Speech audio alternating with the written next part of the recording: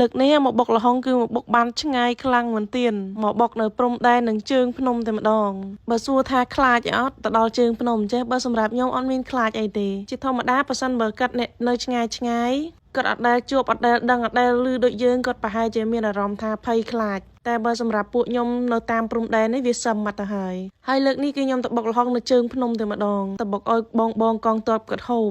វីដេអូនេះខ្ញុំថតតាំងពីថ្ងៃ8មិនិនាដែលខ្ញុំយកបង្អែមទៅឲ្យ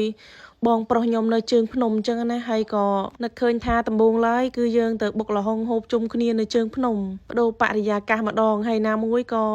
ខានជួបបងក៏យូរដែរហើយបុកលហុងនៅដីរៀបនៅតាមស្រុកតាមភូមិគឺយើងហូបរួចហើយនៅឡើយតែបុកនៅជើងភ្នំម្ដងនេះគឺជាសកម្មភាពដែលប្អូនខ្ញុំគឺកំពុងតែសាប់លហុងនេះគឺយើងសាប់យកទៅពីផ្ទះស្រេចដើម្បីទៅដល់គឺងាយស្រួល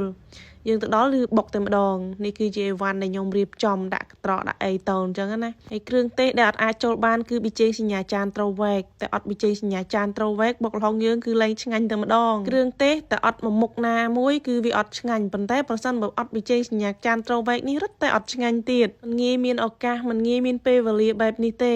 ពេលវេលាអញ្ចេះមិនដឹងថាប្រហែលឆ្នាំមានម្ដងទេអ្នកដែលមានបងប្អូនមានសាច់ញាតិជាទាហានជាប៉ូលីសព្រំដែនបានយល់អារម្មណ៍មួយនេះថាពេលដែលយើងឃ្លាតឆ្ងាយគ្នាហើយប្រទេសជាតិមានសង្គ្រាមចេះយូរបានជួបម្ដងនិយាយពីថាអារម្មណ៍ពួកគាត់គឺសុបាយអខ្លាំងមែនទែនដែលឃើញកូនឃើញប្រពន្ធឃើញបងប្អូនតលេងហើយបានហូបអីជុំគ្នាអញ្ចេះទៀតកាន់តែក្តីសុខខ្លាំងតែម្ដងខ្ញុំមកនេះគឺមកលក្ខណៈគ្រួសារយកអីមកឲ្យបងហូបអញ្ចឹងណាមកនេះមិនមែនយកប្រភេទបែបជំនួយយកមកឲ្យកងទ័ពទេ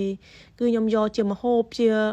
អីតិចតួចមកឲ្យបងដែលគាត់ឈរជើងនៅព្រំដែនអញ្ចឹងណាបុកលហុងនេះគឺបុកច្រើនគួរសមដែរបុកប៉ុណ្ណាគឺហូបប៉ុណ្ណាអ្នកបុកនេះក៏ឃ្លានដូចគ្នាដែរដោយសារតែមកពីផ្ទះគឺអត់ទាន់បានហូបអីទេហើយហូបនេះគឺថាចាំមកហូបជុំគ្នាជាមួយបងនៅជើងភ្នំបន្ទាប់ពីឲ្យបងគាត់ហូបរួចខ្ញុំក៏មានខ្ចប់យកទៅឲ្យក្រុមបងមួយចំនួនដែលគាត់នៅលើភ្នំដូចគ្នាដែរខ្ចប់បានតិចតួចដើម្បីឲ្យគាត់យកទៅផ្ញើក្រុមគ្នាគាត់ដែលប្រចាំការនៅលើភ្នំអត់បានចុះមកអញ្ចឹងណាហើយនេះប្អូនថ្លៃខ្ញុំគេនឹកកូនគេនិយាយពីថាមកអោបផងធ្វើផងជួបបានតែបន្តិចឥឡូវនេះក៏បងនិងប្អូនថ្លៃខ្ញុំហ្នឹងគឺចាប់ផ្ដើមឡើងទៅវិញហើយអត់មានពេលនៅជួបគ្នាយូរទេជួបបានតែផ្លែតទេសុំគេជួបអញ្ចឹងណាបងប្អូនហ្នឹងហើយជីវិតអ្នកមានបងប្អូននៅព្រំដែនអត់មានពេលវេលាបាននៅជុំគ្នាទេចង់បានម្ហូបដែលមានរសជាតិឈ្ងុយឆ្ងាញ់គឺកុំភ្លេចជាមួយនឹងប៊ីចេងសញ្ញាចានត្រូវវែកប៊ីចេងសញ្ញាចានត្រូវវែកជាសិប្បកម្មក្នុងស្រុកសិប្បកម្មស្តង់ដារដែលមានវត្ថុធាតុផ្សំពីធម្មជាតិ 100% មានការទទួលស្គាល់ពីវិទ្យាស្ថានស្តង់ដារកម្ពុជា ISC មានលេខកូដសម្គាល់ចបផនិងមានបាកូដខ្មែរជាសម្គាល់នៅលើសំបកកញ្ចប់ចេងសញ្ញាចានត្រូវវែកមាន2ប្រភេទមានម៉ត់និងគ្រើមនិងមានច្រើនជម្រើសសម្រាប់តម្រូវការរបស់អតិថិជនចូលរួមគាំទ្រសិប្បកម្មក្នុងស្រុកសិប្បកម្មស្តង់ដារដើម្បីបង្កើនសេដ្ឋកិច្ចជាតិឲ្យកាន់តែមានការរីកចម្រើន